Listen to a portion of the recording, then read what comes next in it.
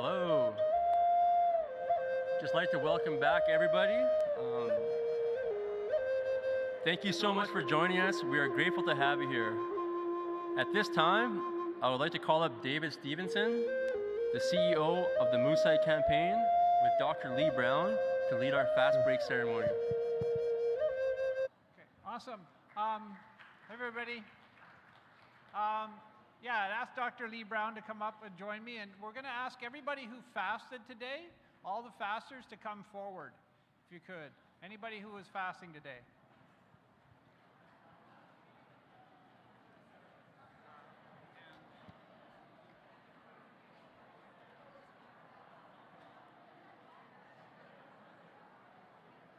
This is awesome. Thank you, everybody. Everybody who is fasting, what we're going to do is ask all the fasters to sit in rows here, maybe 2 or 3 rows, whatever it takes. Sit, and if you need a chair or if you want to, we're not going to have you sitting for too long, but we just ask that you sit and or get chairs on the sides, and we'll ask folks if there's anybody who needs a chair. Please just raise your hand. You want a chair? Yeah, so let's grab you a chair. Yeah, of course. No, that's fine. Awesome. And we'll get other chairs. If anybody needs a chair, please just ask and we'll get a chair. Okay. Yeah, sure. Yeah. You're okay? Okay, yeah, we can get, and then we just ask all the fasters, everybody to come in.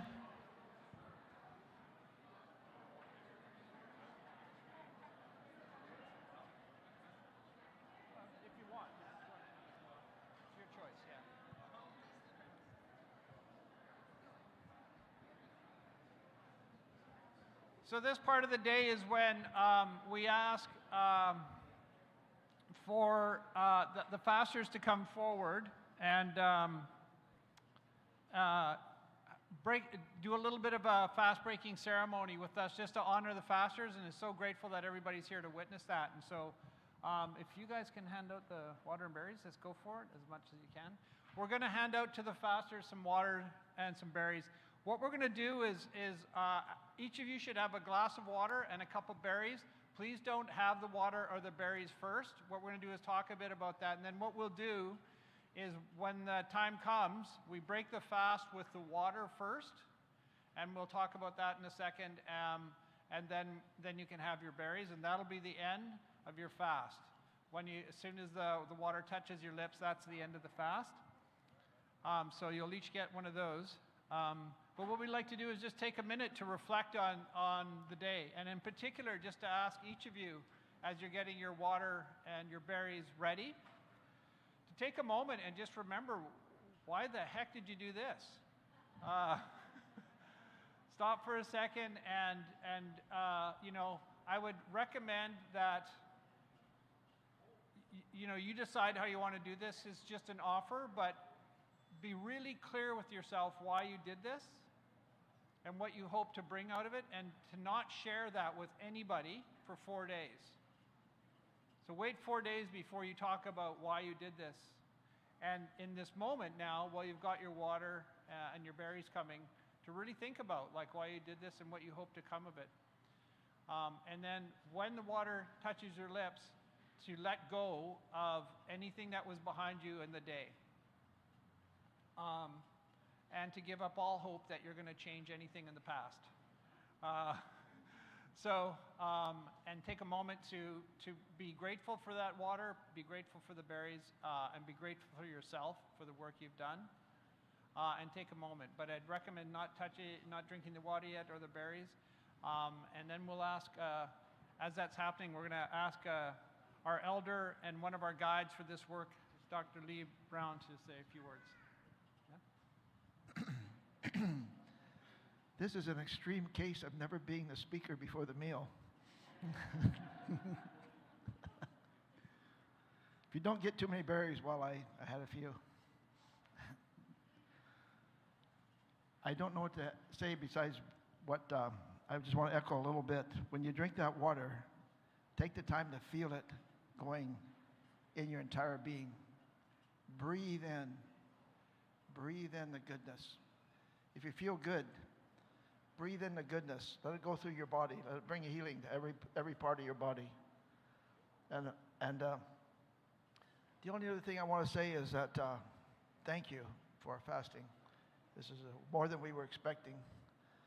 And thanks very much. And hope to see you again next year. We hope to have more fasting next year. And thank you, all my relations. I didn't say anything. I didn't say much. It's great. Awesome. It's perfect. And we'll just wait till everybody has their water and berries. Does anybody not have water and berries? Yeah, just hold up your hands. We'll make sure everybody's got some.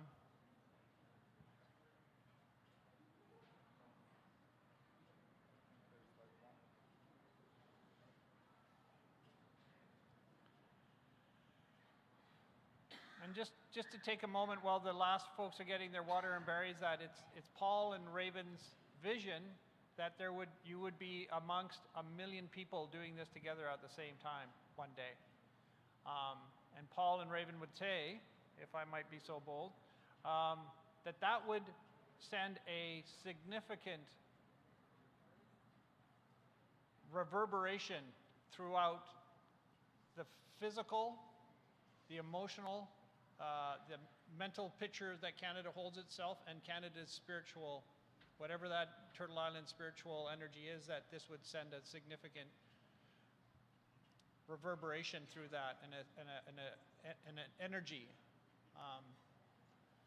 with 1 million Canadians fasting. But this, in and of itself, will do that too. So, has everybody got water and berries? Awesome. Okay, so one last second just to remember whatever it is. Again, offer the teaching that if you so desire, to not share what your intention was for 4 days, but to let it sit with you. And as soon as you're ready, you go ahead and just take a sip of that water. We recommend you sip the water first, and then take your berries. And then when you're done, that's it. Fast is over.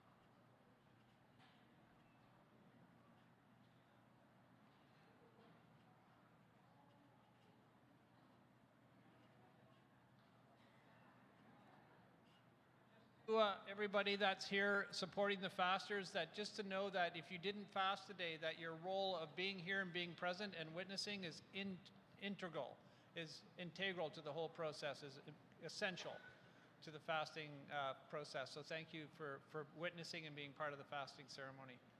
And thanks to the fasters. That's it. There you go. Woohoo!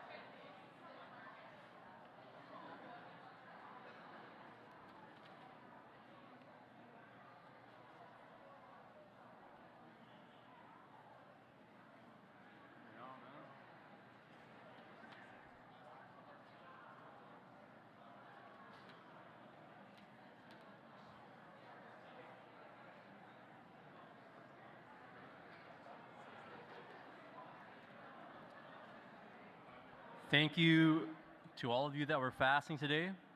And thank you, Dr. Lee Brown and Dave, for leading us through the fast breaking ceremony. I would now like to call Yuxwelupton forward to offer a song, followed by the calling of the witnesses.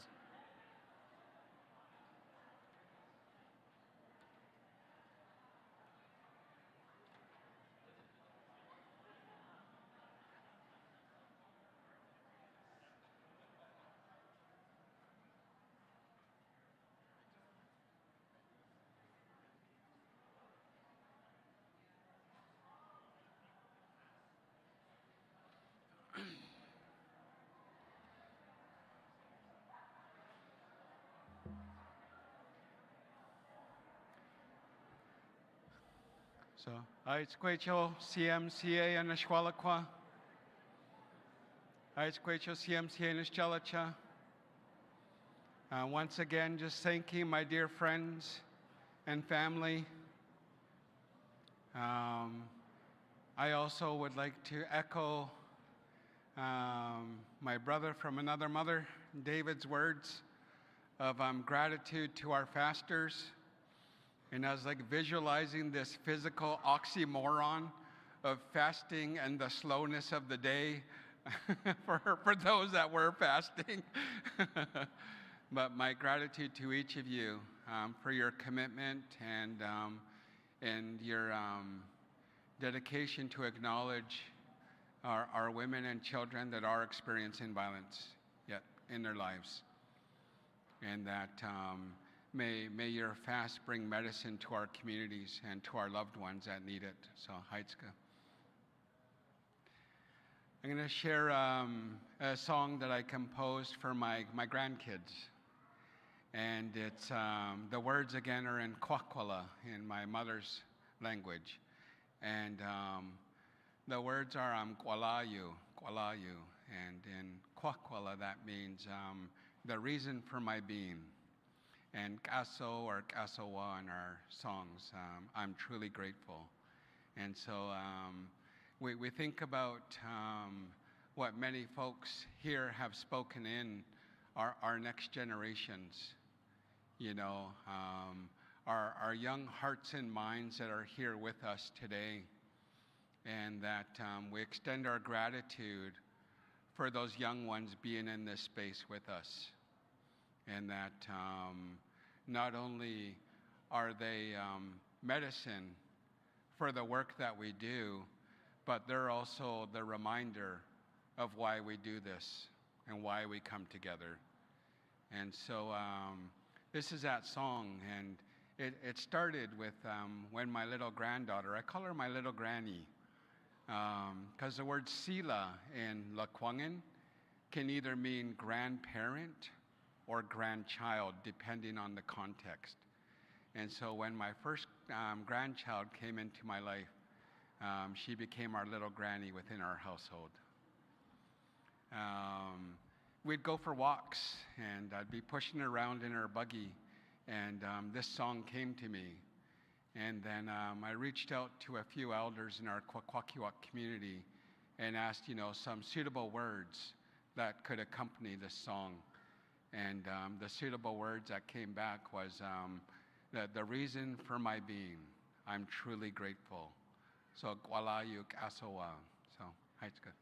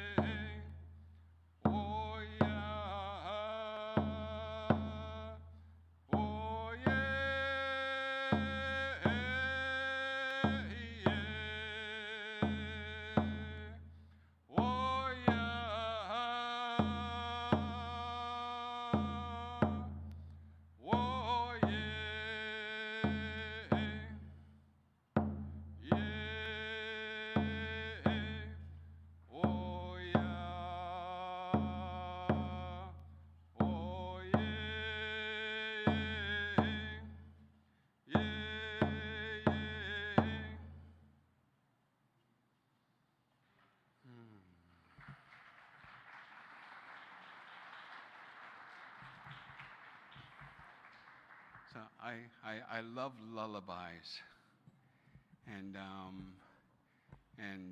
that was my lullaby for my grandkids. And calling those young ones into our circles is so important in terms of the mentorship, in terms of the shared learning, and also worldview. Because they see the world different than us. And sometimes they see things in our world different than us. And sometimes they can see things that we don't see about our world that are different from us. And so having those young hearts and minds in our presence allows us to embrace that about them, because they're going to bring forward the work that we're doing for the next generation to come as well. And so how we acknowledge and lift them up into those roles becomes so important. Just like to again thank our family, thank each of you for being here throughout the day. Thank again our fasters, and to our relatives that have rejoined us, I believe, in the virtual realm as well too. And so to all our community members out there in the universe that fasted with our family here, my gratitude to each of you. To the knowledge keepers, the facilitators that facilitated today, to our Sultan Laylam relatives for being here to be that medicine for many of us, and to our hereditary leaders, and to the beautiful and powerful drummers that joined us today. Those young relatives that came and sang with us was such good medicine. And I'm reminded of Stephen Point's words that every time we pick up our drum and sing, it's medicine for our people. And so to my Husseinich relatives, my hands raised for those beautiful songs. Haitz Kasiem. We have some work to continue today, and our fasters, I'm sure you're still hungry. So let's get back to business.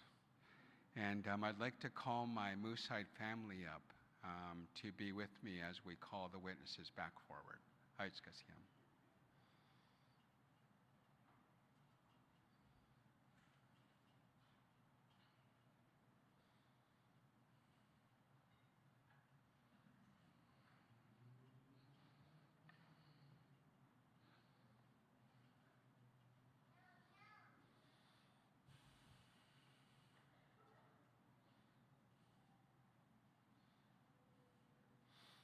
As the family comes forward, just again,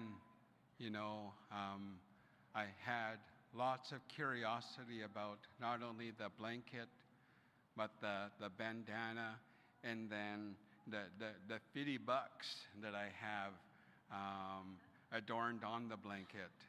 And want to acknowledge and appreciate our community members that asked out of curiosity what this is.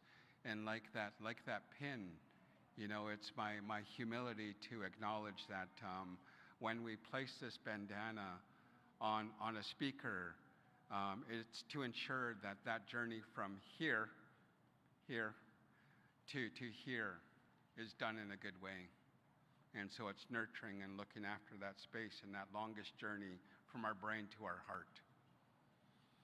And then the blanket is also a gesture of affection to family and to the worker, is placing that blanket over the heart to make sure that that person that's doing the speaking on behalf of the family is looked after.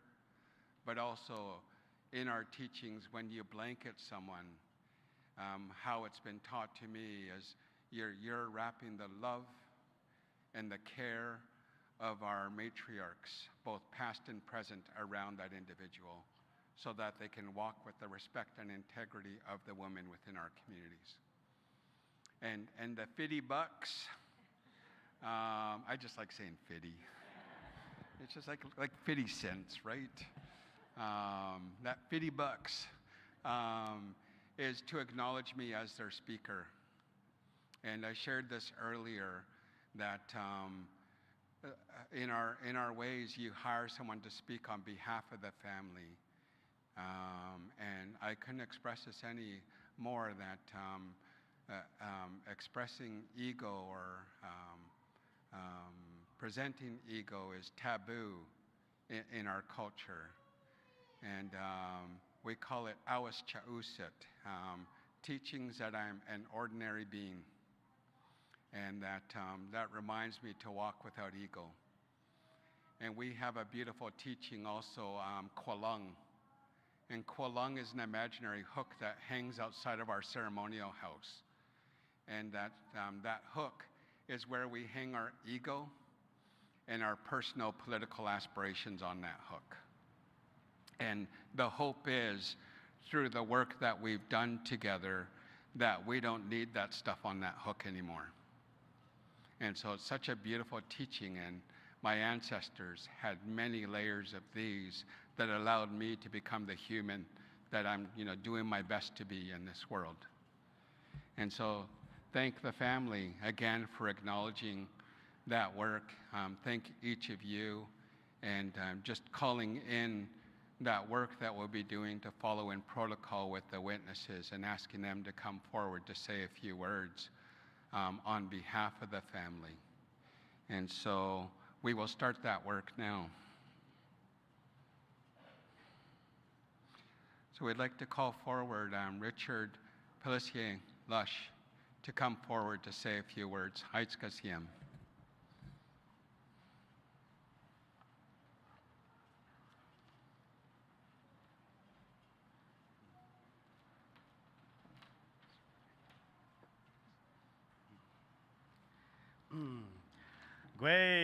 Hello everybody. Ninda Luisi, Gipu Malkiunu, Walalio, very thankful. My traditional name is Eagle Dancer. My non-traditional name is Richard Lush. And I'm just completely honored and humbled to be a part of this for the second time now in 2 years. And before I continue on, I would like to show my honor. As a Mi'kmaq man from East Coast, Prince Edward Island, I want to show my honor and my respect. And I was a little bit inspired and motivated yesterday when we had the beautiful feast at the Longhouse, and Auntie Jess came out and she sang the Mi'kmaq honor song. Both me and my mom had tears in our eyes of so proud and felt like home, because we're so far away. So I'd like to first start off with just doing one push-up to honor each and every one of you for being here today, and I'd like to invite my brother here, Mike, to come up to the stage.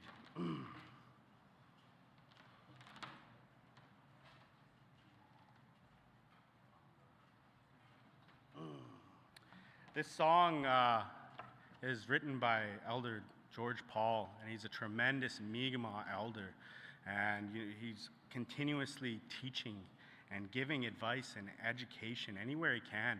So we're very thankful to be able to sing this song for you. This is the Mi'kmaq honor song.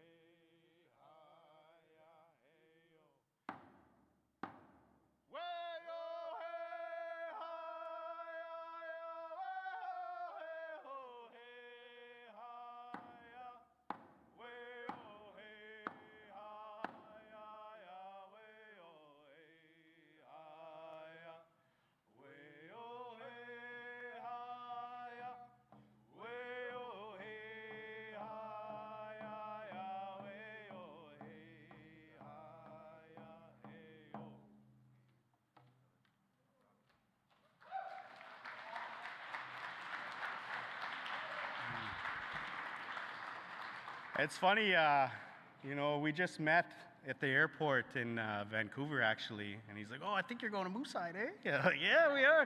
Sure enough, we're practicing in between our sets there, eh? Like, you want to sing this together up here? Yeah? So again, I'm so thankful to be here and today, and I am my mother's son here, eh? My mom's Julie, and she's a tremendous role model for me, and I'm just so absolutely thankful and inspired and humbled to be here. It's been a journey. Each and every one of us have been on our own separate journeys in life. Now, for me, it's very important for me because I'm a man, and I need to be able to use my voice to amplify our women's voice, to support our youth's voice. So when I had this beautiful opportunity to be a witness for the East Coast, and then they tell me I'm only allowed 5 minutes up here, eh? What the heck? I like Catherine. I was like, 7.5 minutes, eh?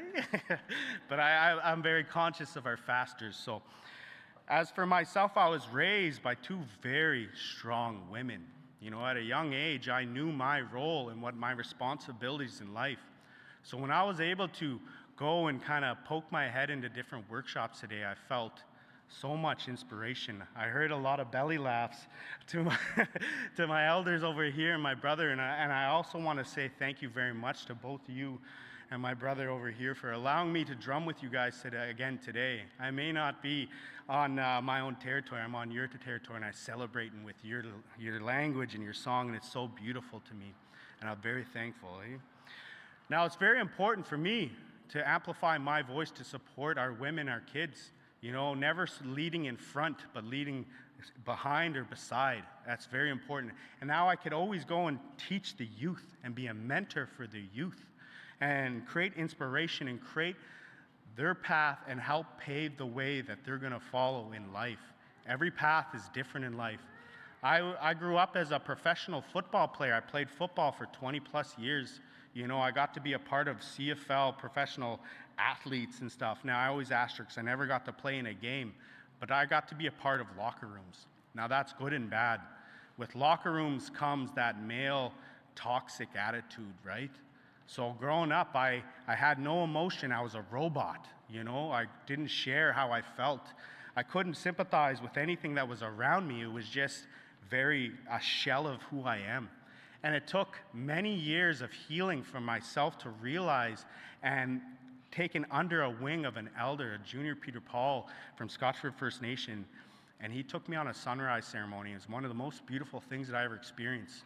And while we were singing the Mi'kmaq honor song on this beautiful cliff, there's all these little animals coming, the birds are flowing, there was a seal over here, and I was like, holy, there's a seal there, what the? I was astonished, but I was also hiding my tears because I was fearful that he would think of me as a lesser person from that football mentality, that if you show emotion, you cry, you're anything like that, you're lesser of a man, you're soft, you're not this kind of big football guy. And then he took me under and we had this beautiful ceremony. And I walked back, and afterwards he told me the story of why he does sunrise ceremonies, because at Indian day school that they took the sun away from him, and the sun wasn't allowed to be in his life. Now that was very powerful for me, as I felt very honored to listen to these stories from this man that's opening up, and I held my tears back. I held them back until finally I told him, like, this is really hard for me not to cry in front of you. And he stopped me abruptly and he said, what did you say, Richard? And I told him again, it's like, I don't want to feel lesser than, I don't want to feel like you're looking down at me. And he said to me that, Richard, if you ever need to cry, I will cry with you. I will support you. Let those tears flow to the ground, because that is healing. That is healing not only for your mind, your body, your soul, but our world, Usikamu, our world that we live in. Cry and I'll cry with you, my friend. Do never, ever, ever fearful of what people think of yourself, anything like that. Just be proud. We're resilient as Indigenous people. We're resilient. We're proud. And then afterwards, he gifted me my first eagle feather. And it was a tremendous moment from there. And as you see, my voice is shaking. My eyes are coming. This is pride. This is pride for being here today. pride for each and every one of these people sitting in these seats, our fasters, my Moosehide family over here that they took me in 2 years ago, and it changed my life, you know? So I'm very thankful to be here today, and I cry these tears with pride. As a man, as a father, as a partner, as a son, you know, these are all very important roles in my life. And if I have brought anything to this conversation today, talk about how you feel. Don't be afraid of the emotions that come out. Mental health is at its very worst in a lot of different situations and worlds right now. If you could express yourself and you could talk to people in safe spaces, I think we could prevent a lot of different things in this that are in negative manners. So again, I think I've gone over my time, so I'm very thankful for each and every one of you. Thankful to be here today. Thank you for my Moosehide family that I'll always love for the rest of my life. Now, Mi'kmaq, we don't believe in saying goodbye.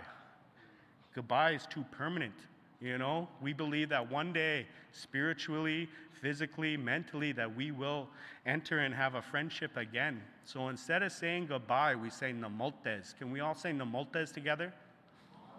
I said, what? That's better, eh? So, namoltes, walalio, insit nogama. Thank you very much, everybody. And I apologize for going on my timing. Thank you.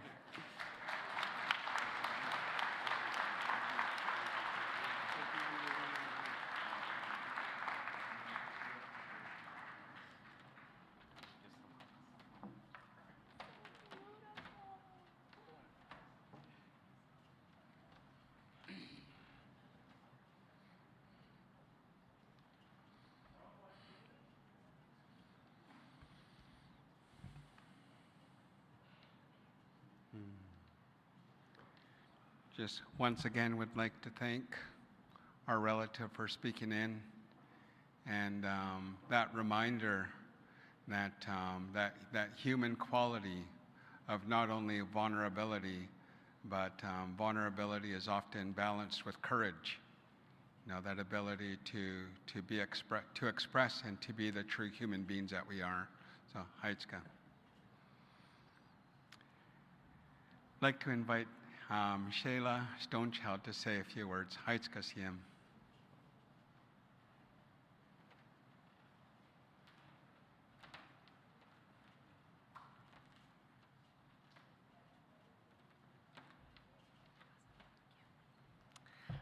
Tanse, hello everyone. My name is Shayla Olette Stonechild. My pronouns are she, her, and I'm Red River Métis and Plains Cree from Muscopegan First Nations Treaty 4 territory. And I'm super honored to be invited here from the Moosehide family and for being here today with each one of you in a day that honors ourselves but also each other.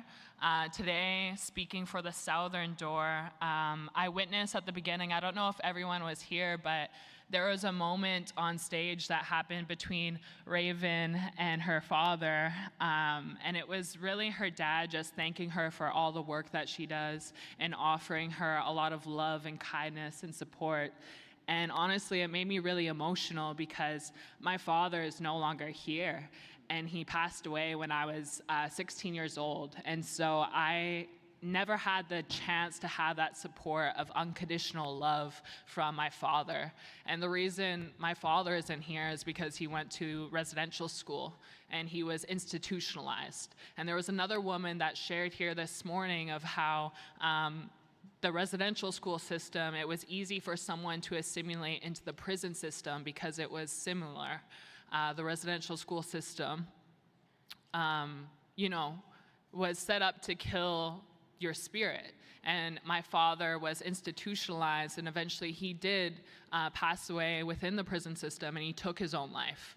And so when I'm here today, and when I witness the love that you have between each other, but when I witness movements like this, I'm very curious as to what my father's life would have been like had he been in a space like this, feeling supported and feeling loved. And I know a lot of you are fasting here today, and I fasted for the first time in ceremony, actually in Mexico this year. in February, I fasted for 4 days and 4 nights. And I feel like fasting, for those of you who were in my workshop, I actually asked everyone, I was like, who here has fasted? Who here's fasting today? And only like a few hands were up. But then I asked, who here has fasted in general?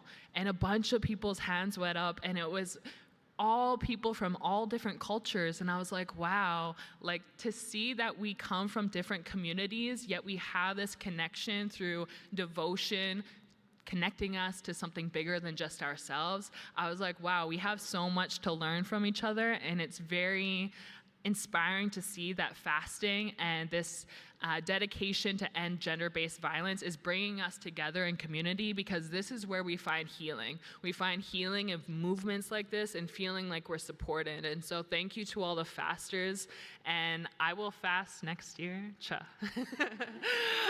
I will. I said it on the mic, now it has to happen. But thank you so much, and yeah, hi to the Moose Hide family for making this happen. And you also show the power that lies in visions, but also the power that lies in those relationships and actualizing it right here and right now. And so how can you bring that good medicine? How can you bring those prayers forward, not only for yourself, but for your community and then globally? So hi, thank you so much for inviting me here, and hands up to all y'all and the Moose Hide campaign. Thank you so much.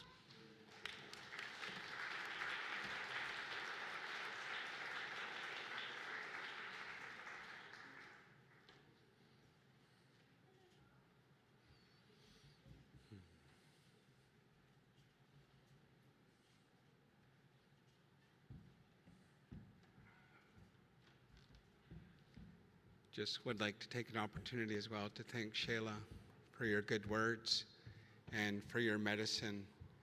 And I was at the TRC event here and sang with my late uncle Ray Peter on the stage that was set up here with our Lekwungen family and the Tsinkwah dance group from Cowichan.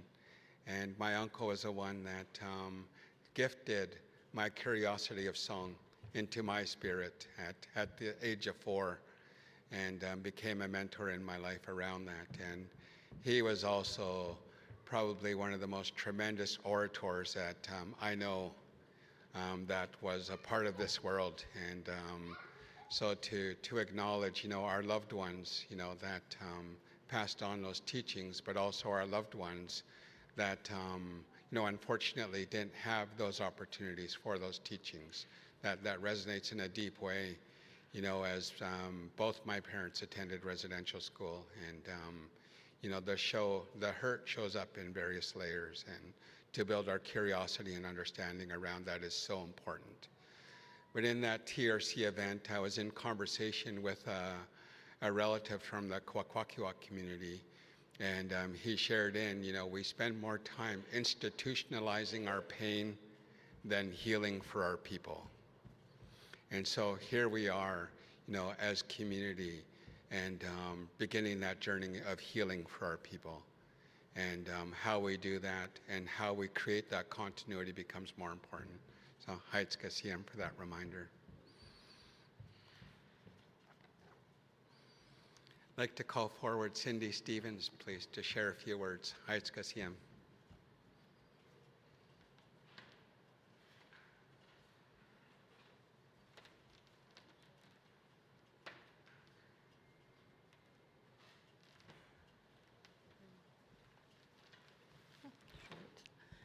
Uklama, Sichba Atska, from Ahouset.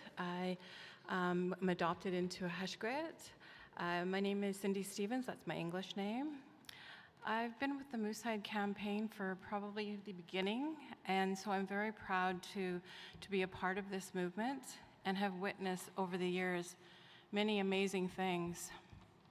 But I want to start out with a story, and I want to start out with a story of a girl. And she was about 2 years old, and she witnessed a man beating her mother. And that was a very horrific thing, because she never forgot it. She always dreamt of it and asked her mom why she had this dream. As she grew up, she also was in contact with another man who unfortunately physically abused her and sexually abused her.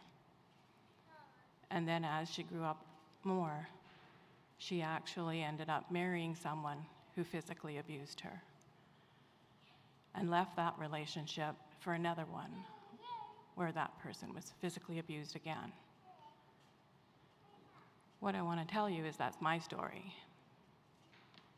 But what I also want to say is that the men who abused her were men who were hurting, who were also abused, who were also in abusive relationships, had parents who didn't know that the things that were going on in the home were actually hurting them, and that trauma was passed down to other families and to other children. So what I witnessed here today was amazing, to see that the love from families can change that. It changed it for me. I can say that the family that I'm connected to here is an amazing family. It is because of them that I've grown to where I am now. And it's because of people here who care, who love, who show the care and compassion and kindness, and who do that with your own children. Because I heard that today, that it's so important to be kind and loving to your children, because they will change the direction. They will eliminate the violence, and we will have a world of love and kindness. And that's what I hope, and that's what I feel in this room, a room of love and kindness. And that's what I'm sure that is happening online as well to those who are watching, is that you're here for the right reasons, and they're genuine. And I also appreciate all the good work that our speakers, Bradley Dick, do, hearing the words of our elders and our knowledge keepers guiding us and supporting us and always there when we need them. Those are really important.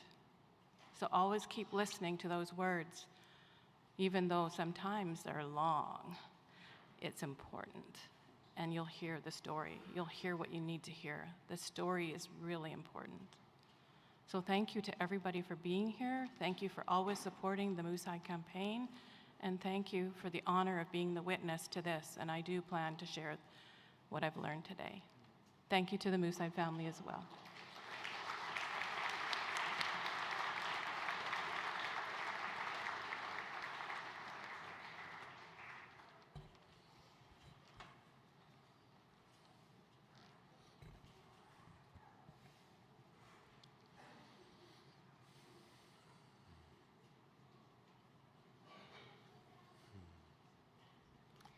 Just like to thank Cindy for your kind words of encouragement. I'm just so reminded of the strength of words as well too, that they have the ability to lift somebody up, but they have that ability to just bring them back to that bottom space as well too. And so when we're mindful of our words that we use with our loved ones, to reflect on that and how we carry those words. So, Heitska. I'd like to call forward Huvek Johnston, please, to share a few words. Heitska Siem.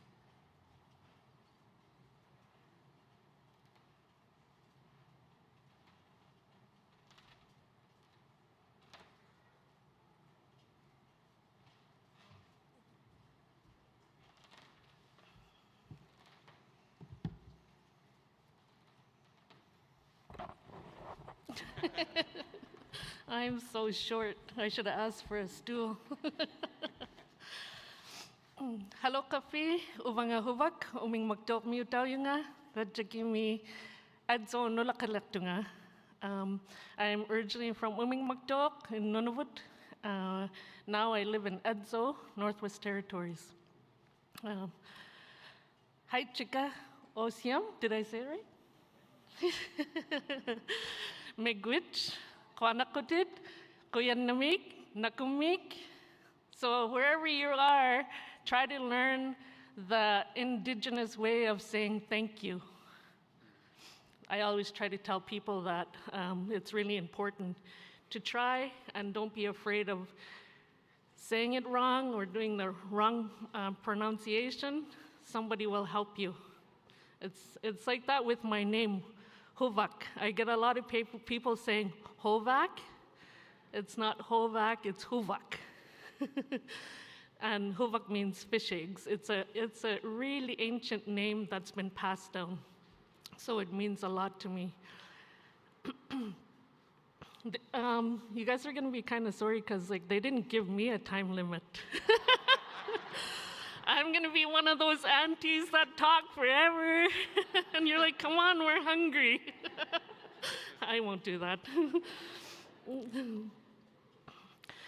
I'm second generation of residential school survivor. My parents went, I went from 7 all the way to high school. People say it's a long time ago history, get over it. I'm a walking person that went to residential school. And I'm an Indigenous boy's mom, so I have Indigenous men.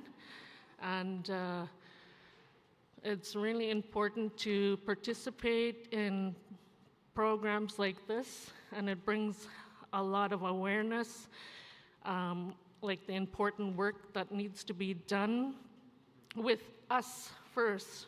Like the cycles are gonna break with me. My kids are watching me, no matter how old they are, they're watching me. I watched my mom watched her mom. So the cycles have to break right here. And I was really angry. I wasn't always like this. I was really angry growing up because of all the things that I witnessed, the things that happened to me. But it took a lot of work to be here. And I want to be a safe person for my family. I want to be a safe home. What I crave for growing up, I want that to be right here with me. And then hopefully someday I'll have grandchildren. I've been waiting forever. But I want to be the best grandma that I can be. And I want them to feel loved, like pure love. And that's what a lot of people are missing, especially people that went to residential school, that have been affected by residential school, that don't feel that. Even the physical part of a hug, and that's one thing my older son has taught me, is a pure hug. My son, Braden Cudlin, he wishes he could be here. He was invited here, and he really wished he could have been here, but he's stuck in university right now. And but if my boys are listening and watching, Pikpariyaran, I love you. And I want that to be a normal phrase you hear, because we don't hear it enough, especially the ones that were affected with residential school. Some of us never heard, I love you. Some of us never heard, Pikpariyaran, I love you. So those are true words coming out of my mouth. And then some family members of mine still can't say it. Yeah, it's hard for them to say it. They can't grab it from their stomach to say it out. So one thing I want people to practice is show real love, because that's all we want, is kindness, love, trust, and just a safe place. And I was so proud to be asked to come here to be a witness. It's such an amazing initiative. And I remember, like representation is really important. I remember starting the Inuit Tattoo Revitalization Program. And when I started it up, I could name who all had facial tattoos. And now I can't. It's everywhere. Even here, when I came here and I seen Stephanie with her Dunnid, her Gakinid, her tattoos. And I was like, yep, we can recognize each other everywhere, all over Canada, outside of Canada now. Sometimes you kind of suspected, you were like, was that an Inuk that just passed? Or, Indigenous? And then now, with our facial tattoos, we're like, that's Inuk, that's my auntie, that's my sister, that's my relative. So really important to step up and do these programs. And me coming here just reminded me how important these programs are, and it gave me good energy. It was, when programs run so smoothly, you know, there's a lot of people working behind the doors, behind the scene. And I just want to acknowledge all those people that are behind the scene. And some people, you know, they get shy and don't want to be mentioned, but it's really important that we honor them too. And you guys did it the good way of honoring all the people, like sent out the mail, cut the moose hides, and everything here was so beautifully done, and in such a good way, and I'm so proud of all of you guys. Wanakohi. Wana.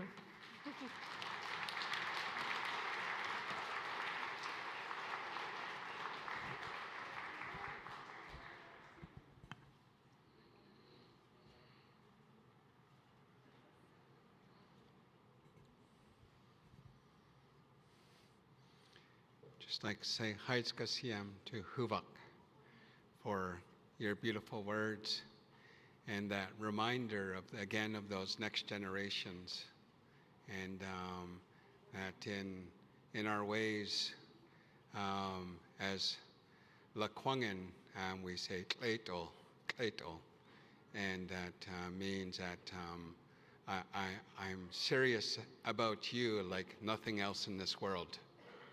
Is our equivalent to I love you in our language. And it speaks to that commitment, but it speaks to how we look after those individuals within our lives as well too.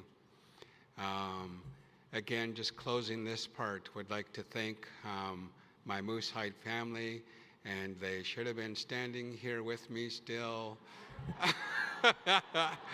Somebody come up here with me.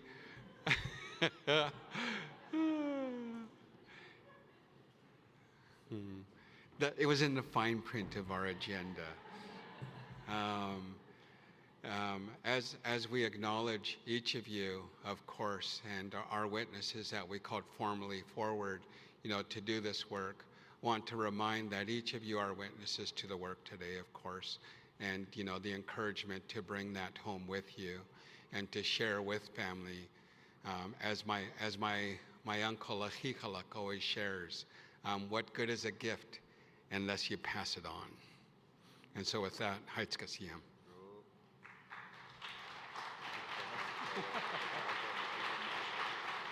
And I think I'm done. That's it. Yeah. And that concludes the witnessing process. So Haitzka, thank you.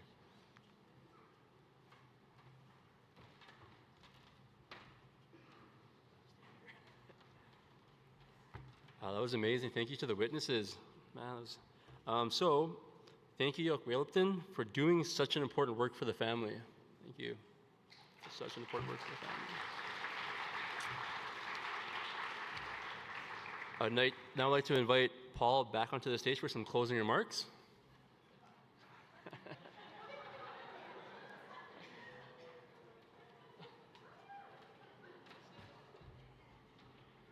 Thank you. Thank you, everybody. Thank you so much. All our relations. Thank you.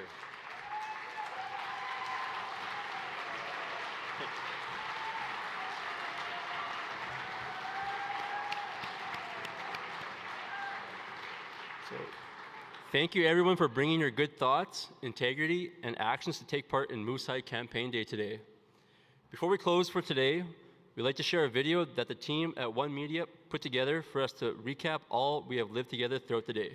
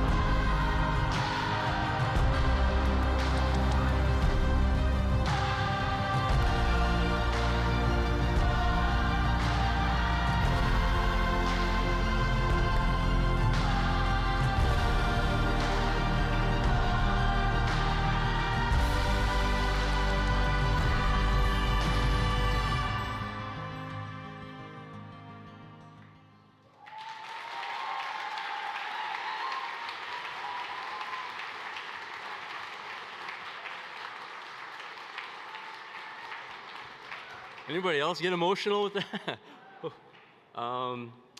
Let's keep this momentum going so that our future generations will thrive until our paths cross again. Thank you. The next part of this little speech is to show the food situation. We have a buffet table on the lower level. It's for elders and people with mobility issues. Everyone else is going to go up the right stairs in the back over there. And we'd like to start off with the students from VIU because they have to take a bus right away to go home. So they'll be the first ones with the elders. But thank you guys for everything, and we're going to eat some food. Thank you.